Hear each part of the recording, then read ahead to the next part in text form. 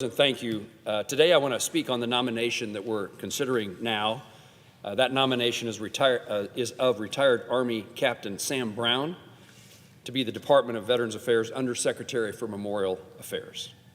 The Undersecretary of Memorial Affairs is responsible for making certain the National Cemetery Administration honors the memory of our nation's veterans by caring for their final resting places and providing services to their surviving loved ones. More than 4 million Americans are laid to rest in NCA's 156 national cemeteries. Kansas, my home state, is home to 3 of those NCA cemeteries where more than 62,000 Kansas veterans and their family members are now buried.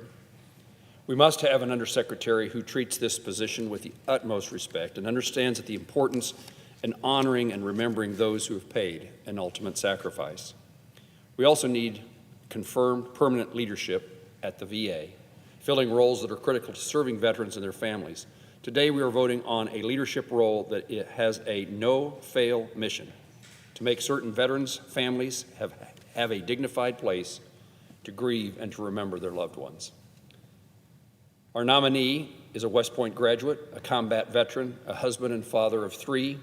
Captain Sam Brown understands the sacrifices made every day by men and women in the United States military and their families, as well as he is well equipped to undertake this significant responsibility.